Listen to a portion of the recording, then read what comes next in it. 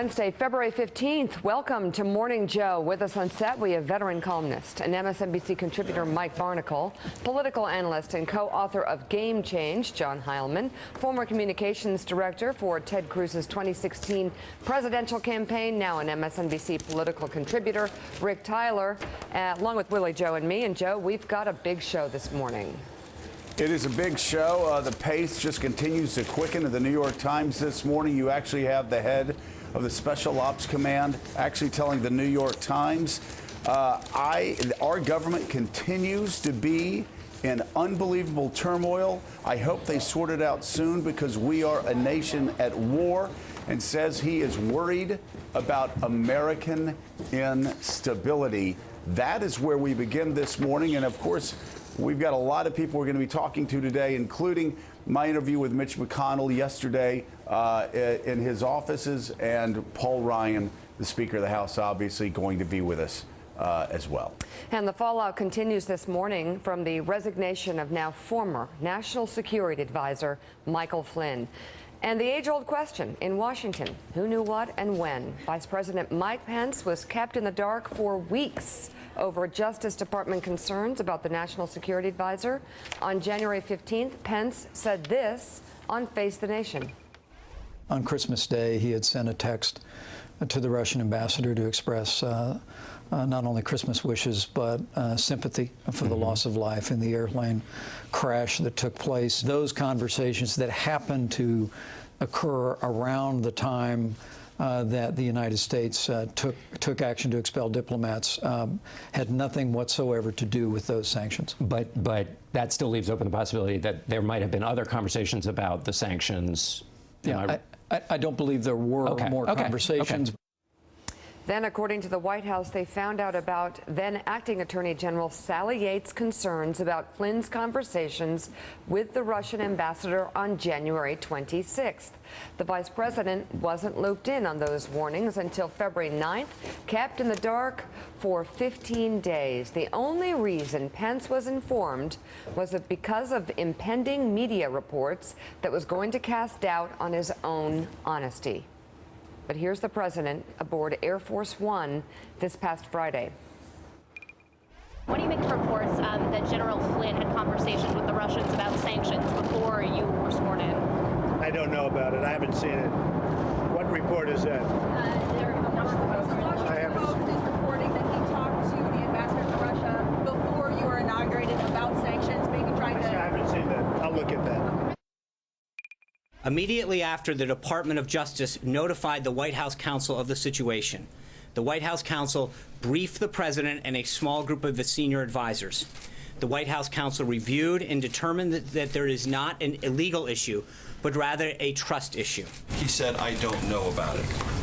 I'll look into that. Was he being truthful? No, what he was asked specifically is, was he aware of a Washington Post story?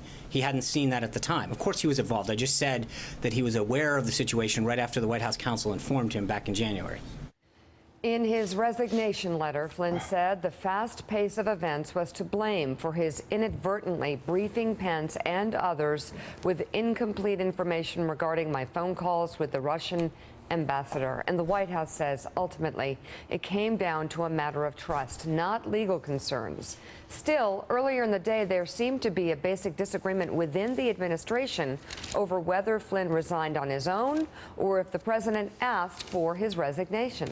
Mike Flynn had decided it was best to resign. He knew he'd become a lightning rod, and he made that decision. The evolving and eroding level of trust as a result of this situation and a series of other questionable instances is what led the president to ask for General Flynn's resignation. And I spoke with the president this morning. He asked me to speak on his behalf and to reiterate that Mike Flynn had resigned. And that was ultimately what led to the president asking for and accepting the resignation of General Flynn. That's it, pure and simple. It was a matter of trust. John Heilman, of course, the distraction in that piece, obviously, Kellyanne Conway out of the loop once again, and once again giving misinformation as she had the night before. And I think it may have been a little tough on her yesterday. I don't know that she was, quote, lying. I think she's just unaware because Reports again last night that she's not in any of the principals' meetings, so she just goes out and makes things up. But there's so many questions to address here. We've got the legal questions, the investigations that certainly will come, even if the Republicans are dragging their feet. But let's just talk about the health of this presidency. And you start with the president's relationship with the vice president.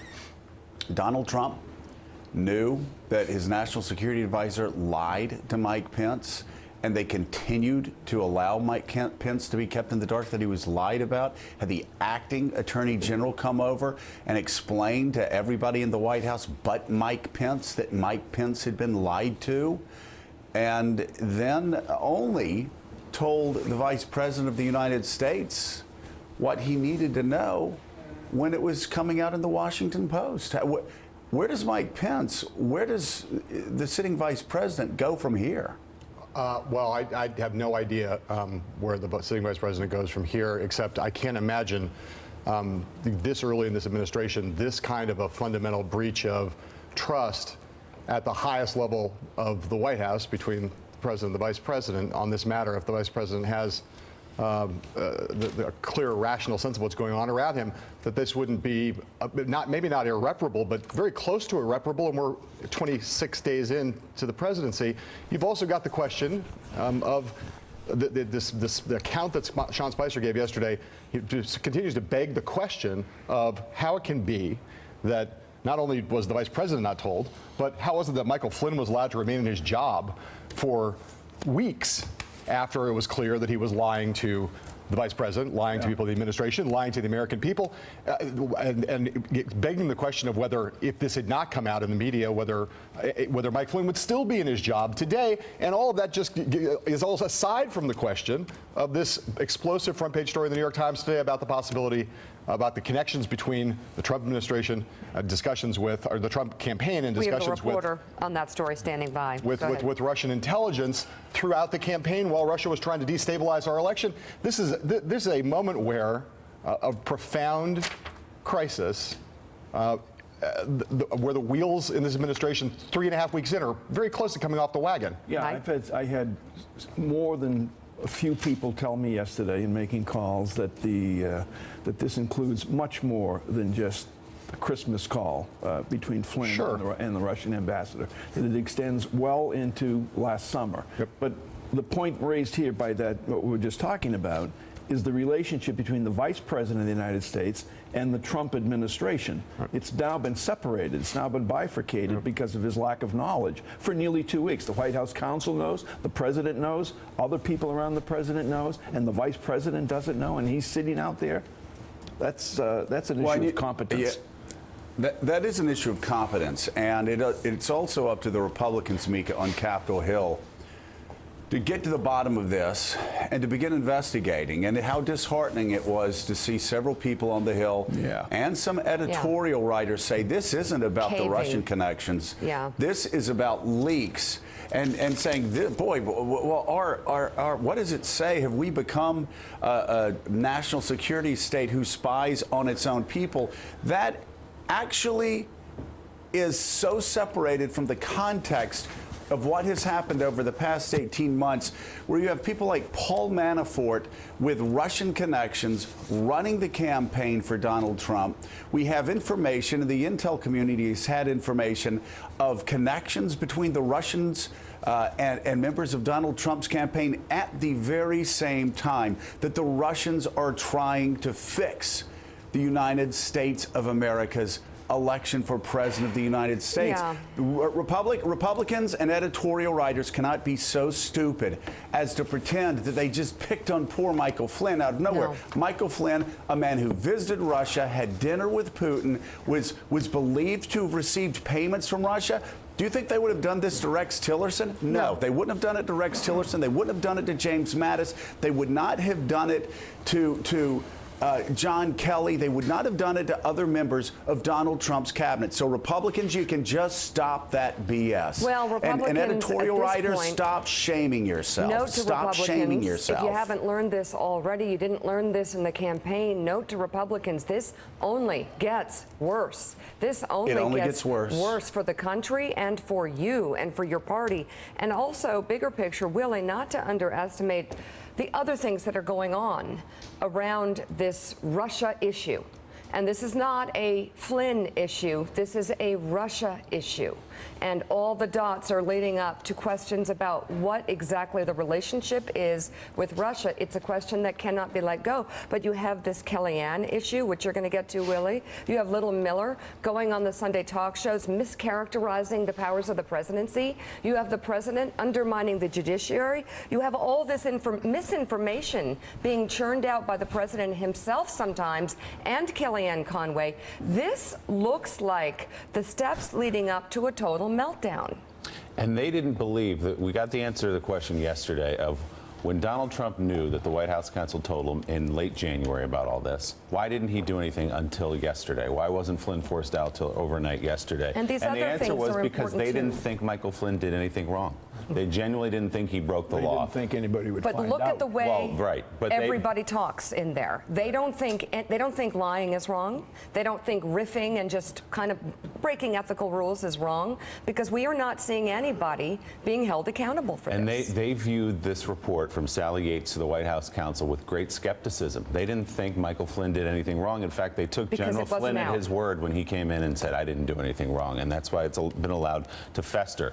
The next angle to this, the White House press secretary Sean Spicer yesterday addressed whether or not anyone in the Trump campaign had contact with the Russians. Back in January, the president said that nobody in his campaign had been in touch with the Russians. Now, today, can you still say definitively that nobody on the Trump campaign, not even General Flynn, had any contact with the Russians before the election?